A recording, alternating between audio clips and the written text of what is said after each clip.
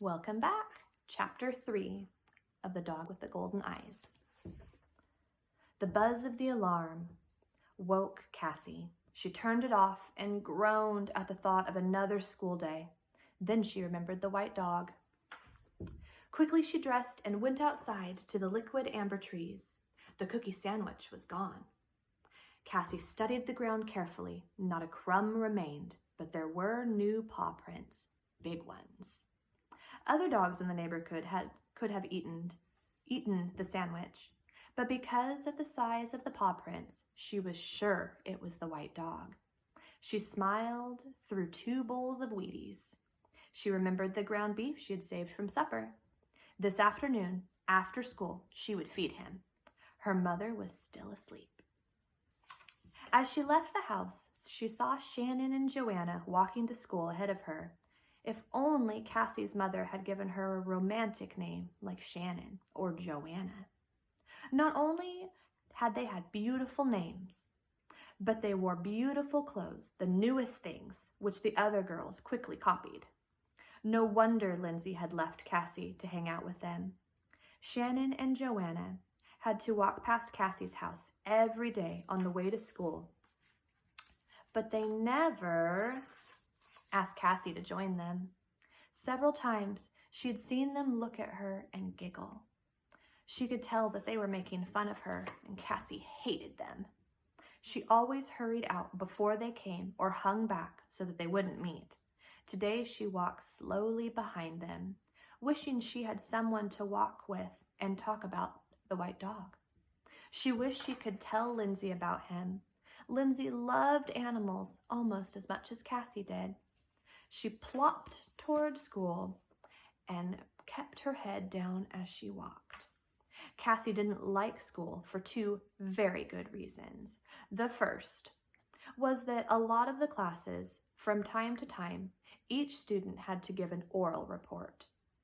Even though she might have known the subject well, when she got up in front of the class, she saw the rows of unfriendly faces, and her mouth went dry, and her tongue stuck to the roof of her mouth. And when she could talk, her voice came out in a squeak, and all the students laughed. And then they stared at her while she was giving her speech. The second reason was everything except for science was an absolute waste. In her English class, they were studying poetry, which she hated because the teacher never let the poem alone. He picked at all the pieces until there was nothing left to wonder about. For math, the class had only 4 computers. The students were supposed to take turns, but somehow Cassie hardly ever got her chance. She longed to be able to use a computer, but she had to sit in silence watching the other students as their finger poked the keys and blue type appeared like magic on the screen. In French, the teacher was a real nerd. In social studies, they forged the Constitution week after week, and it was boring. Boring. PE? Unspeakable torture. Only in science class did Cassie feel that her attention was worthwhile. The science room smelled strongly of small animals.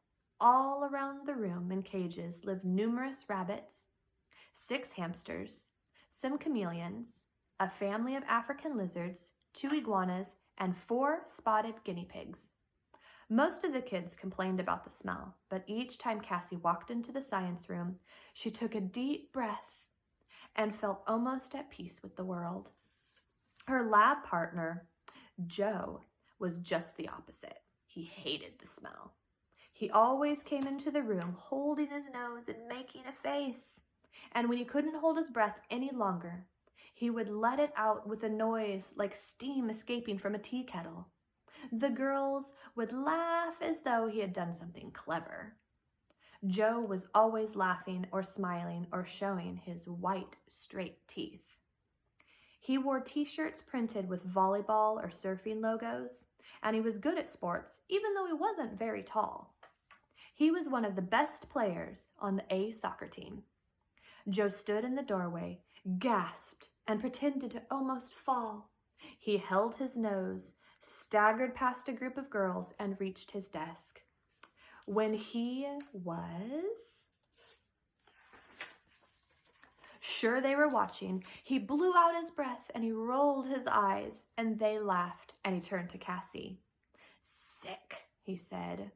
"It's still my turn to take care of those stinking hamsters."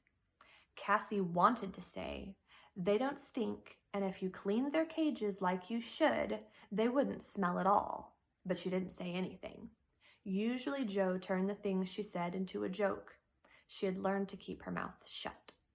Jo said, "Those hamsters probably smell good to each other, or other hamsters, don't you think?" Cassie felt her face turn pink. She began studying her textbook. She hated being Jo's lab partner almost as much as she was sure Jo hated being hers.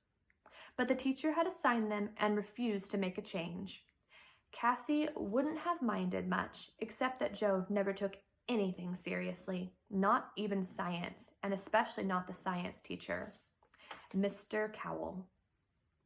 Still, having Jo as a lab partner was better than having someone awful like Brad Keeler, who not only didn't like animals, but who went hunting with his dad and bragged about how many animals and birds he had killed. She remembered the first day he came to their school. He was tall, with straight blonde hair, and he combed it back in a sort of wave. He looked very athletic. The girls went crazy over him. But when the boys asked him if he was going out for football, he said, "Nah, I don't have time for that. I got my hunting license, and my dad and I go hunting every weekend during the season. Last year, I got me a deer, my first one. This year, we're going up to Bishop in the mountains. That's where the best hunting is." Cassie shuddered every time she thought about him. The kids made fun of the science teacher because he was very short and peered through his horn-rimmed glasses as though he was trying to see through fog. His name was Mr. Crowell, and it rhymed with bowel. He was fidgety too, never standing still. While he talked to the class, he usually rocked forward on his toes and back on his heels, and the kids said, "You can rock and roll with Mr. Crowell." Cassie liked Mr. Crowell because he didn't smirk when she asked questions. When it was animal care time, Jo stood up and sighed and looked at Cassie. "You don't mind cleaning the animal cages, do you? I guess you really like that animal stuff." He walked slowly to the hamster cages. The science room had more books on animals than even the regular school library. While Jo was cleaning the hamster cages, Cassie took several books about dogs to her seat. When she started looking through the dog books, she realized that she couldn't describe the white dog very well. She'd only seen him sitting down for less than a minute. She remembered the thick white fur, his long, thin front legs, his pointed ears with the shining halo. But she didn't really know how big he was or what he looked like when he stood up. Slowly, she turned the pages. Jo looked over her shoulder. "Oh, doggy books. You want to find yourself some doggy pictures?" "I don't have a dog," she sighed. "I wish I did. I'm just looking." "I have a dog. I named him Skunk because he's black and a white stripe down his front." "You mean skunk, like the animal?" "Yeah." Cassie smiled. "What kind of dog is he?"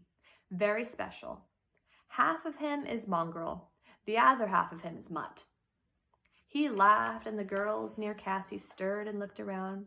"Why don't you have a dog if you want one? They cost too much," she said in a low voice. "What do you mean they cost too much?" exclaimed Jo. "You can't get a dog practically for free at the pound if you pay for his shots and stuff. That's where we got Skunk." "I mean to take care of. Dog food." "Nah," said Jo. "Skunk hardly ever has to eat dog food. We give him leftovers from the table." He looked at Cassie and grinned. "Course, you're probably never leftovers at your house," he added quickly. "Just kidding." Cassie's face burned, and she bent over her book. The pictures and the letters wiggled like worms. She pretended to read while her mind shouted, "I hate him, I hate him." Only faintly she heard Mr. Crowell begin talking about how you couldn't save endangered animals unless you saved the lands and the waters the animals lived on. She didn't look in Jo's direction anymore. When class was over, she went up to Mr. Crowell's desk and signed out the dog books. After school, she always stopped at Daisy's ice cream parlor for a single scoop cone of chocolate fudge crunchy ice cream. As she neared the ice cream parlor, she wondered if the white dog liked chocolate fudge crunchy. Maybe she would save the tip of her cone with ice cream in it. It would be his dessert after the ground beef. She started to smile, but it suddenly shivered. What if he was really hungry? What if he was lost? And the peanut butter cookie sandwich she had left him yesterday was the only food he had eaten all day. It was a good thing she'd saved some ground beef for him last night.